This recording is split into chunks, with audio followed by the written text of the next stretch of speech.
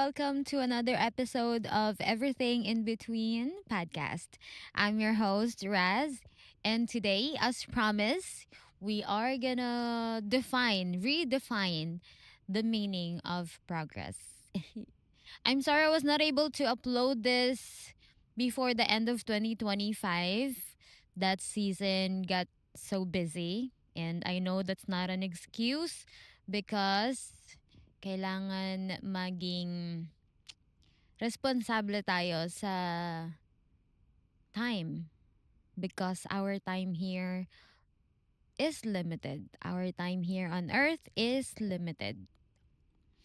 So, nonetheless, we are here. It's 2026. Kamusta naman ang planning nyo? Ang mga, ano ba to? Mga nilulook forward nyo for this year, 2026. So, bago tayo magpatuloy sa buhay, sa taong ito, marami siguro sa inyo, kasama na ako na iniisip kung may naging progress ba tayo for the past year, for the year 2025. Ikaw ba, meron ka ba naging progress? Sa tingin mo, meron ka bang naging progress nung 2025 based on your self-evaluation before the year ends? So, that's what I'm gonna share kasi ako, feeling ko wala akong naging progress nung 2025 because wala pa rin tayong work. Although, sa mga nakapanood na ng mga previous episodes ko, I've mentioned na the Lord doesn't want us to go back to the corporate world. So right now, we are trying to find our footing in on the things na mga ine-impress sa atin ng Lord. So kayo, how is your progress last 2025? So, yun nga, for the past yung nagdaang taon, that's when I started this podcast. Although ni-launch ko to ng I believe April, but I was already planning the podcast since I believe January or Feb. Hay. Ang hirap magsalita because I have sugat in my dila. So, please bear with me. So, yun nga, pinlano ko siya nag-start ako ng planning for the podcast ng Feb. And then, I launch ng April. So, basically, magwa 1 year na. So, I was evaluating kung may progress ba dito. Kasi parang, based on my observation, based on my evaluation, walang progress. That's when the Lord stopped me. That's when He corrected me. So, sa buong nagdaang taon, for the whole 2025, I was doing the podcast, pero hindi siya tuloy-tuloy because I was still checking kung tama ba tong pinagagawa ko. Kasi yun nga, feeling ko sayang sa oras, sayang sa panahon because as I've mentioned, so many efforts um are being burned. Marami kang effort na kailangang ibigay para makapag-produce ng isang episode. And as I've mentioned as well, it takes several months, or years for some of us to get our channel monetized. So, dahil wala pa ring monetization, feeling ko walang progress. So, yun nga. Kaya naisip ko na i-share dito yung progress. Like, let's redefine progress because that's what the Lord told me. You have to redefine progress because that's now how I look at your progress. Hindi nagbase si Lord sa kung may kinikita na ba akong pera dito, kung ilan na yung views ko, ilan na yung subscribers. Hindi yun yung basehan niya ng progress. And I'm so happy na hindi ganun yung Lord ko kasi I'll be so stressed out kung ganun niya titingnan yung progress ko.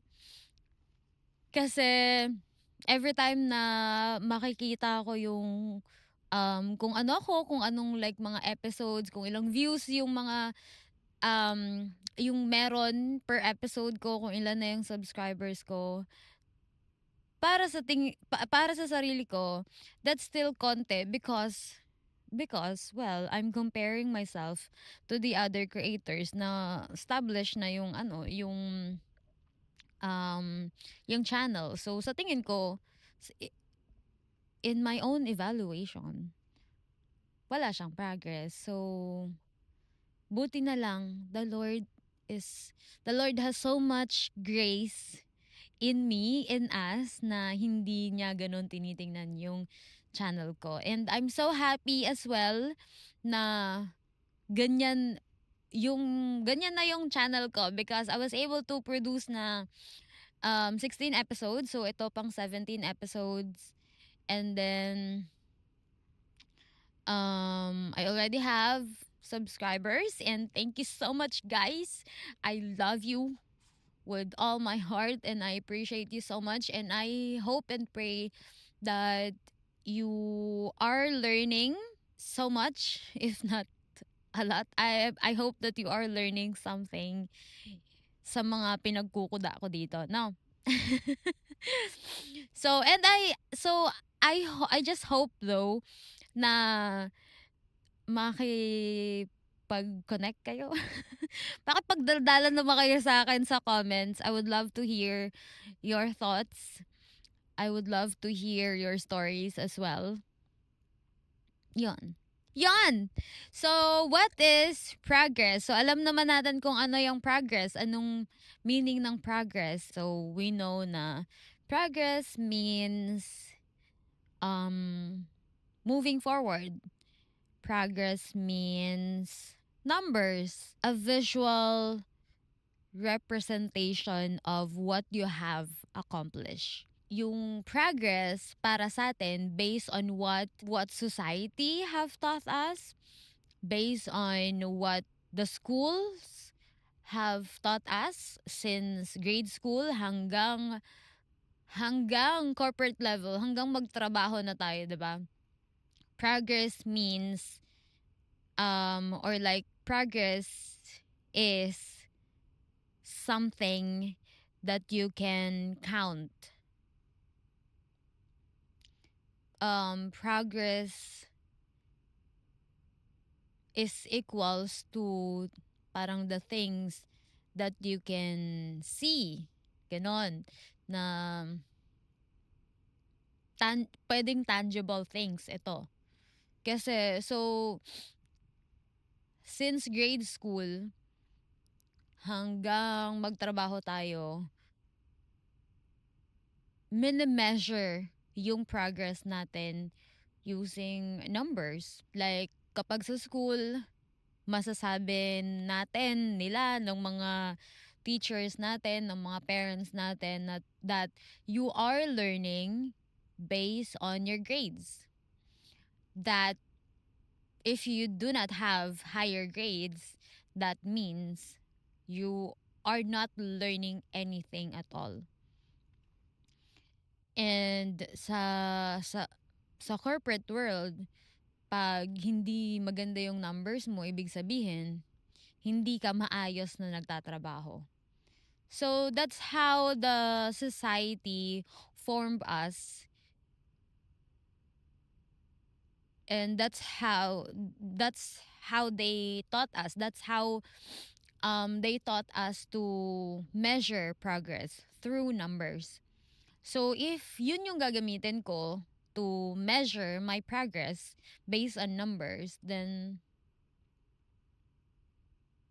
I would say na I have progress because, well, I started from zero subscribers. I started from zero views. So if I'm gonna use that, I have progress, but just a little bit. So maybe I'm just putting so much um pressure on myself. I'm just putting so much expectation of myself because I'm comparing myself to other, yun nga, just like what I've mentioned kanina, I'm comparing myself to the other creators who already have so much, like more than 100 subscribers. So, that's why. So, I was crying to the Lord na, Lord, ano ba to? Wala naman akong progress dito. Wala naman akong I don't know kung merong nakaka-relate sa mga sinasabi ko. I don't know kung merong na-reach out sa mga sinasabi ko. My main purpose when I started this podcast is to reach out to you guys to let you know that Jesus died for you, that Jesus loved you so much. So, yun yung purpose ko. And wala akong nare-receive na feedback or like comment about ganon na I was blessed sa podcast mo, I was blessed dun sa episode mo, and I can relate to your episode. Wala akong nare-receive na ganon. And also, right now, I'm looking for, I'm praying for mentor that can help us, that can help me um assess yung mga episodes ko and help me improve sa pinagagawa ko. Kasi I'm just learning on my own with the guidance of the Lord. So yun. So I guess I could say naman that I have the best advisor, which is the Lord. I still want to learn from the technical side as well. Although the Lord can do that naman. So, we'll see. Pero yon, mag-comment kasi kayo. Mag-comment kasi kayo para naman ma-inspire ako, 'di ba? Anyway, so I was crying to the Lord na, Lord, tama ba tong pinagagawa ko? Ito ba talaga yung gusto mong gawin ko? Kasi di ko alam kung worth it ba, nagiging worth it ba to? Like, hindi ko alam. Kasi 'di ba, did I mention kanina? Ang dami ko nang pinagkukuda kasi before I started hitting record. Pero as I have mentioned na we only have limited time. And so I want my time to be meaningful. Like ayoko na merong nasasayang sa oras ko. Like on a daily basis lang, pag napapansin kong nag-doom scroll na ako, doom scroll, nagdo-doom scroll na ako, um, I have to, paano ba to? Slap myself mentally na, hoy, nagdo-doom scroll ka na. So, ilang minutes, oras nang ginugugol mo dyan, kaka-scroll mo sa TikTok or Instagram. So, ayoko nang may nasasayang na oras. So, sabi ko kay Lord, ayokong nasasayang yung oras ko sa pag-produce ng ganto, and turns out wala naman palang um, natutulungan tong ginagawa ko. Wala namang nare-reach out pala. So, I'd rather do other things than do this if hindi naman to nakakapag-produce or hindi naman to nakaka-help in expanding your kingdom. So, yun yung sabi ko kay Lord. And then, that's when the Lord corrected me. Sabi niya, that's not how I measure progress. because in my eyes, I can see so much progress in you. And I love that you are spending so much time with me. Kasi, syempre, I have to do that. I have to spend so much time with the Lord so I can share learnings as well sa inyo. Kasi I, if hindi ako mag-spend time with the Lord, wala akong masasabi sa inyo. And syempre, I don't want to say things naman na hindi makakapag-add ng value sa life nyo. So, and it's reassuring that the Lord told me that na kahit na wala akong nakikitang progress sa sarili ko, meron siyang nakikitang progress sa akin. So, he told me that he loves me spending time with him. And yun talaga yung gusto ni Lord sa atin. He wants us to spend time with him. So, after sabihin yun ni Lord, nagbago yung paningin ko sa ginagawa ko na, oo nga. So, maybe for now, it's not so much for the people that he wants to reach, but for me. He wants me to do this for me. So I can learn so much about him. So I can know the things that he wants. Kasi oo nga, ang dami kong natutunan, ang dami kong mas nakilala ko si Lord last year. Kung i-compare sa 15 years kung pagiging Kristiyano, kung i-compare sa from the past, parang mas marami akong nalaman about him last year. Mas marami akong na-apply. Yung ibang mga bagay, alam ko na before pa. Pero mas na-apply ko siya last year. And oo nga, that's that's a progress. Kasi kahit na yun yung tinuturo ni Lord sa akin na I don't measure progress with numbers. Hi! So, naalala ko lang kasi chinichika ko to dun sa mga people. Sa isa dun sa pastors namin sa church, chinika ko na hindi ko alam kung tama ba tong ginagawa ko, hindi ko alam kung worth it ba yung oras na ginugugol ko dito.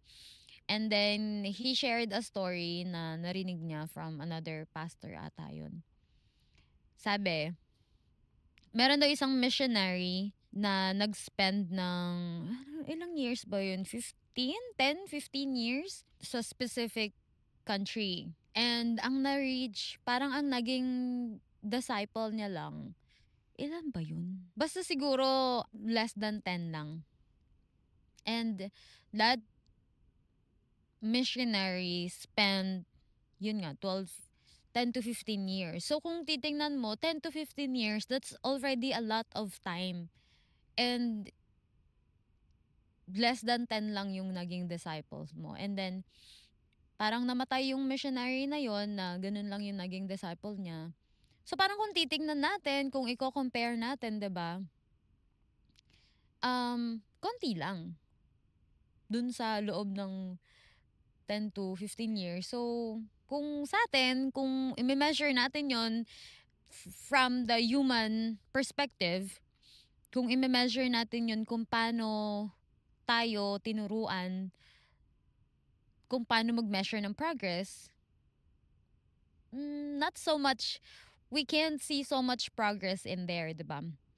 But then, after, um, iyon nga, so nung nawala na yung missionary, yung mga naging disciple niya, sila yung nagtuloy ng work nung missionary na yun. And lumago yun.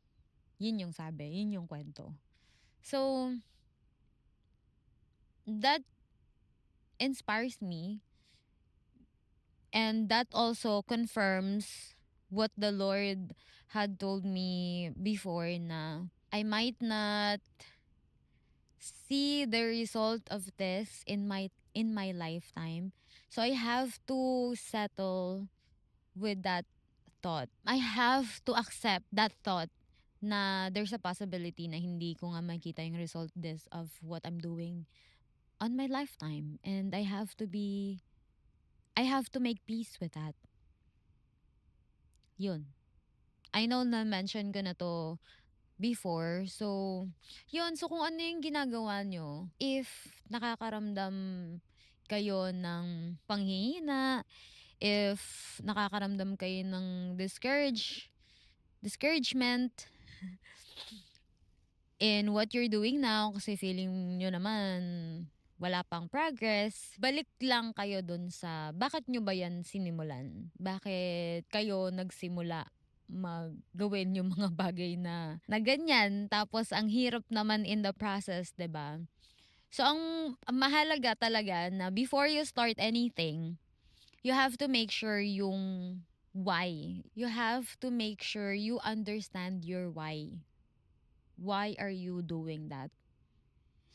And the commitment. How are you committed in continuing in how are you committed to continually do what the Lord wants you to do? Yun. And also another thing is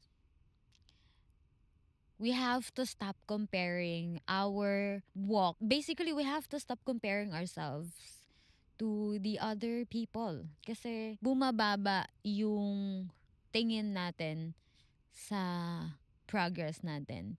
Nagiging irrelevant yung mga numbers na nakikita natin because we are comparing ourselves to other people. And yun nga yung sinasabi ng ibang mga creators na yung walk mo is not the same walk dun sa mga taong established na. So if you're gonna compare yourself, you have to compare it dun sa mga taong kasabay mong magsimula. And not comparing in a sense na dapat ganun din ako, dapat meron na rin akong ganito, na ang magiging result nun is magiging stress ka because hindi mo na-achieve yung numbers nila. Um, if kino-compare mo yung sarili mo sa kino-compare mo naman yung sarili mo sa kaparehas mong nag-i-start pa. Pero if that comparison won't result in you being motivated, then you have to stop comparing. Kasi the only time that we should compare ourselves is if the comparison that we are doing will help us get motivated, will help us learn something, kasi we can compare kung ano ba yung ginagawa niya na pwede ko ring gawin, baka mag-work sa akin. So, those are the only times na i-compare natin yung sarili natin. Other than that, wag mo nang i-compare yung sarili mo. Kung meron ka pang naiisip na reason kung bakit mo i-compare yung sarili mo, let me know in the comments so I can learn then. And so yun, the Lord does not focus on your numbers. He is not focused on your numbers. Kagaya nga nung sinabi ko last time na the Lord is more focused in building your character. Mas gusto niyang i-build yung character mo kaysa i-build yung other things. Mas gusto niyang i-build yung puso mo rather than building something else. Kung ano man yung gusto mong i-build. Yung wealth, material things. The Lord wants to give you that, pero hindi niya focus yun. Mas gusto niya yung character mo. Mas gusto niya yung puso mo. Kasi, as I've mentioned, in heaven, we won't need wealth because our Father in heaven has so much wealth. So, He's after our hearts. He's after our character. I have to rewatch this episode over and over again so I can also remind myself to look at progress the way my Lord looks at progress. Now, so if kailangan mo din ng constant reminder, I recommend, I suggest that you save this episode so we can rewatch it over and over again hanggang matutunan natin na tingnan ang sarili natin. Tingnan ang progress the way Jesus looks at progress. May bago na tayong definition ng progress. That's the definition of progress. Ang progress natin is intangible. Ang progress natin ay hindi nakabase sa numbers. Ang progress natin ay base sa kung nagawa ba natin yung pinapagawa ng Lord sa atin. So, ang pinapagawa ni Lord sa akin last year was to build the podcast, start podcasting. Oo nga, no? Ngayon ko lang na-realize na hindi naman sinabi sa akin ni Lord na mag-produce ako ng 10 subscribers. Hindi naman niya sinabi na kailangan per episode meron akong more than 100 views. Ang sinabi niya lang sa akin, mag-produce ng podcast. Start podcast. Because that's how you can reach people. Oo nga, no? I like it. Thank you. Thank you, Lord. So, yun lang. That's it for this episode, I guess, kasi wala na ako masabi.